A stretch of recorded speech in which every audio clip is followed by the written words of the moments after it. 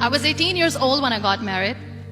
I belonged to a very conservative family, a Baloch family, where good daughters never say no to their parents.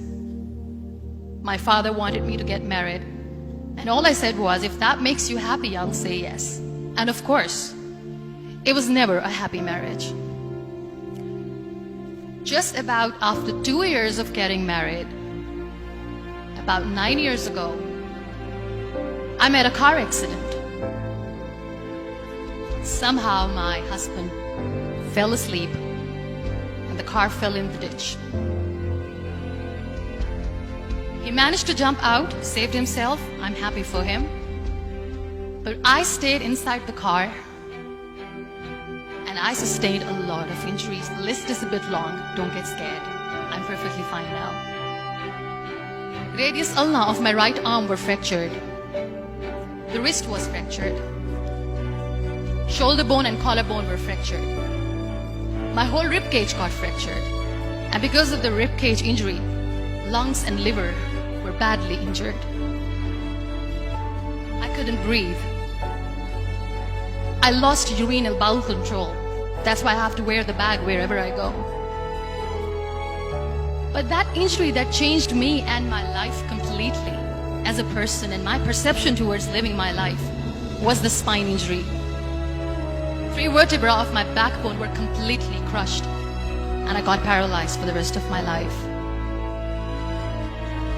So this accident took place in a far-flung area in the outskirts of a very small province, Balochistan, where there was no first aid, no hospital, no ambulance. I was in the middle of nowhere in that toppled car. Many people came to rescue. They gave me CPR. They dragged me out of the car. And while they were dragging me out, I got the complete transection of my spinal cord. I finally ended up in a hospital where I stayed for 2.5 months. I underwent multiple surgeries. Doctors have put a lot of titanium in my arm. There's a lot of titanium at my back to fix my back. That's why people in Pakistan call me the Iron Lady of Pakistan.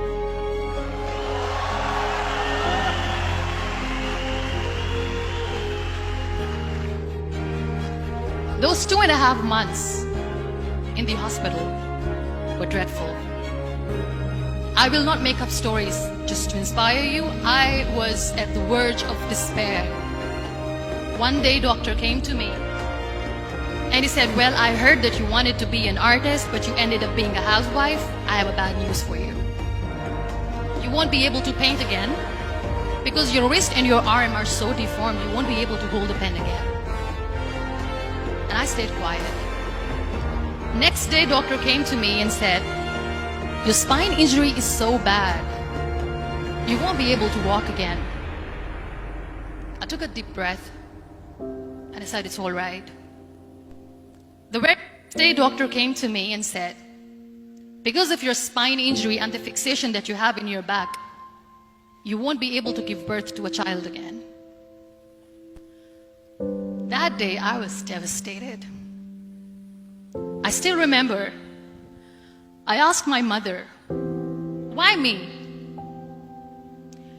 And that is where I started to question my existence. Why am I even alive? What's the point of living? I cannot walk, I cannot paint, fine, I cannot be a mother. And we have this thing in our heads, being women, that we are incomplete without having children. I am going to be an incomplete woman for the rest of my life. What's the point? So my mother said to me, this too shall pass. God has a greater plan for you. I don't know what it is, but He surely has.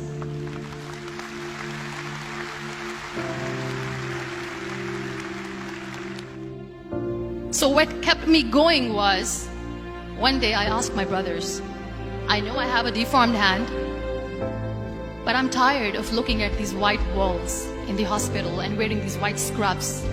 I'm getting tired of this. I want to add more colors to my life. I want to do something. Bring me some colors, bring me some small canvas. I want to paint. So the very first painting I made was on my deathbed, where I painted for the very first time.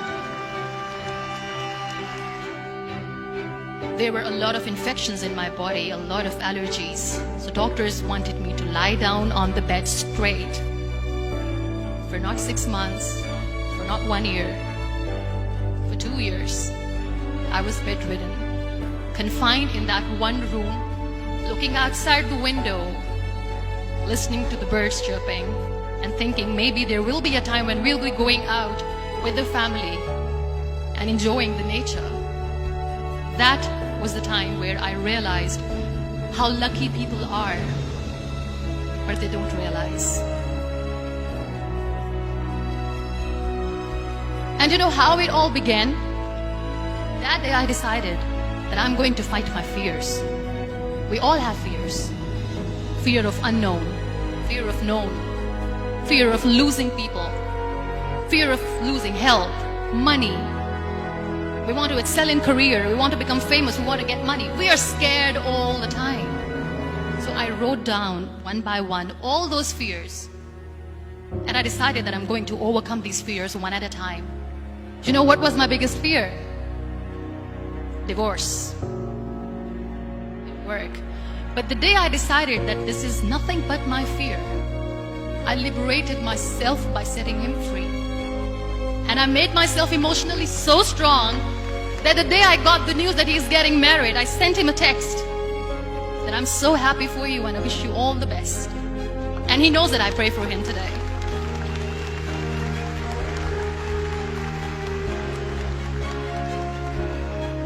My biggest fear, number 2, was I won't be able to be a mother again. And that was quite devastating for me. But then I realized there are so many children in the world, all they want is acceptance. So there is no point of crying, just go and adopt one. And that's what I did.